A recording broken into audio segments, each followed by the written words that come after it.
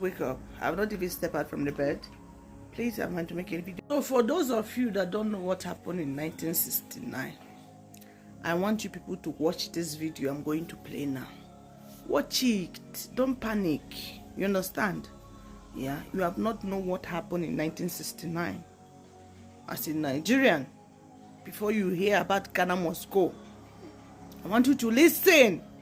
Listen and know history.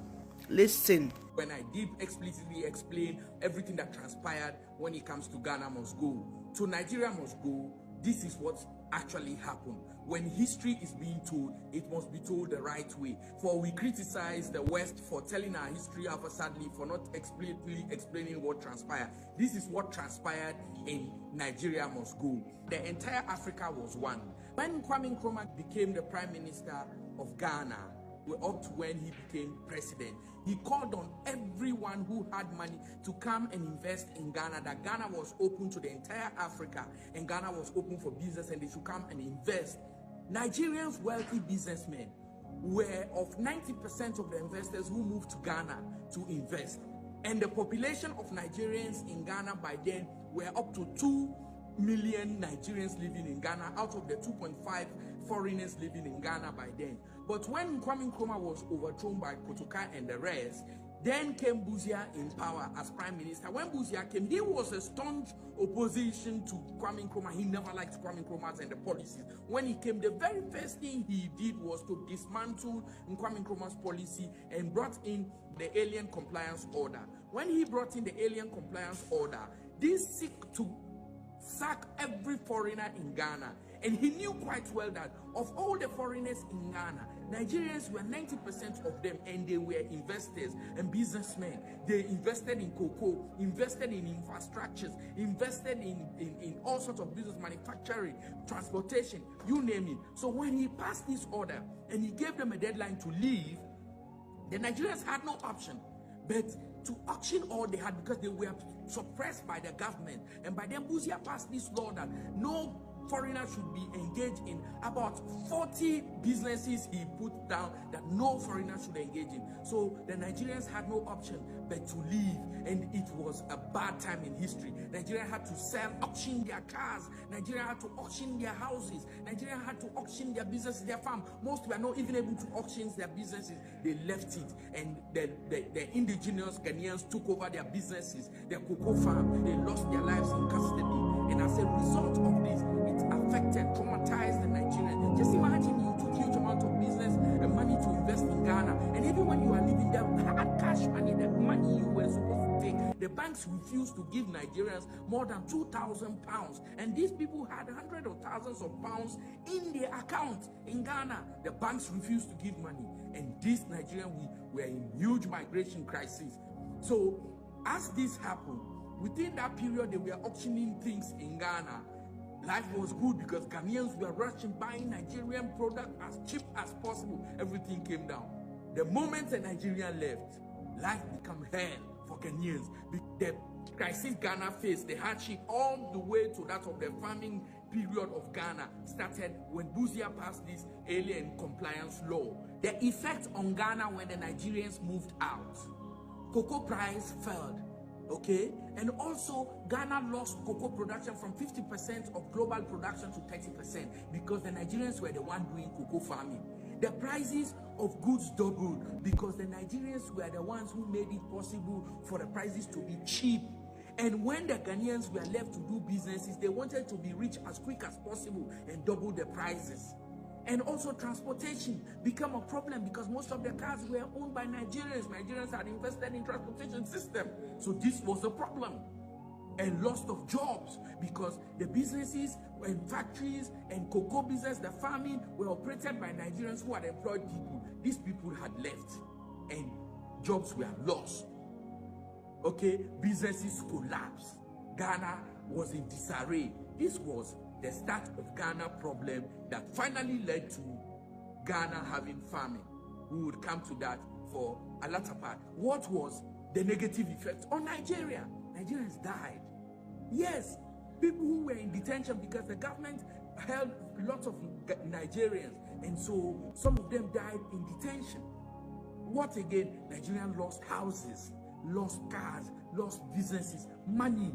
The banks could not allow Nigerians to take more than 2,000 pounds from the bank because they didn't want this money to go. And these Nigerians had hundreds of thousands of pounds in their banks in Ghana. So this was a disaster. This was a problem. When the Nigerians returned, some were hoping to see back their loved ones, but they had only to be greeted by the news that they had died in Ghana. This was a bad thing. Alien compliance law was what led to Ghana to fall in those periods until in the year 1985, when J.J. Rawlings went to Babangida to renew relations with Nigeria. That was when Ghana and Nigeria saw peace. Within this period, there was nothing like peace. So J.J. Rawlings moved to Babangida to make peace. But even when J.J. Rawlings moved to Nigeria, things were worse. Things were terrible for Ghana. Not until when President Kufuor became president of Ghana, year 2001, Kufuor moved to Nigeria, went to Nigeria and pleaded to the then president of Nigeria, Obasanjo, in the words of President Kufuor, not me, that Obasanjo is a gift to the African continent. Why did President Kufuor say this? Because when the economy of Ghana was in shambles, Ghana went hippie, meaning there was no money in Ghana. When Ghana was scattered, when the ones you call foreign donors, development partners, America, the Britain, you name it, all countries rejected Ghana. Nobody was there to come to the aid of Ghana. But Nigeria, President Kufuor ran to Nigeria and laid down to Obasanjo. He didn't feel Obasanjo would help to say that, okay, we will resume supply of gas to Ghana to supply electricity. When he went, Obasanjo surprised him. Obasanjo did not only ask Kufuor that they should resume gas supply to Ghana immediately, but also push the payments to almost 4 years back and also reduce the price for Ghana. And not only that, Obasanjo actually gave 30 million United States dollars to Ghana to buy cars for the police. I know that money was rejected by Obasanjo in Nigeria because Nigerians were blasting him as the president of Nigeria. But it is true. He helped Ghana. He assembled investors to come to Ghana to invest in Ghana. That is how come the infrastructure of Ghana today, housing, is at its peak.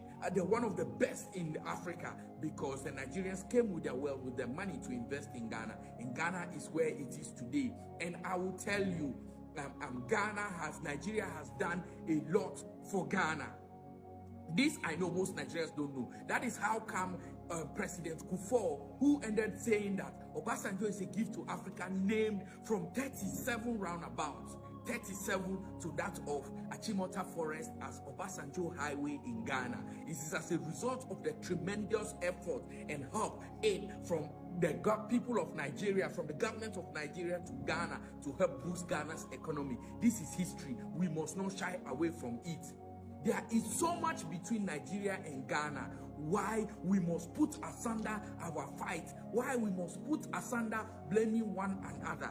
Let me tell you, one of the reasons is Nigeria and Ghana started fighting for AU together with Sierra Leone. Sierra Leone brought this fire to Nigeria, brought it to Ghana, boiled Nigerians and Ghanaians, Nkrumah inclusive, the ITA Wallace Johnson and the rest, that you should fight for your independence and let's form Africa Union, which is, by then it was Organization of Africa Unity. Nkrumah championed it in Nigeria.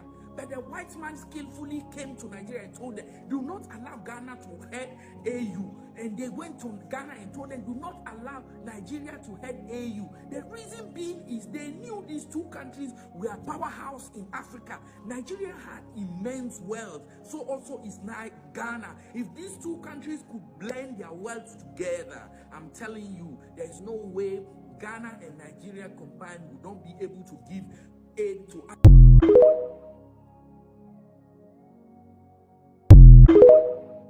History, you don't hear and you don't watch them.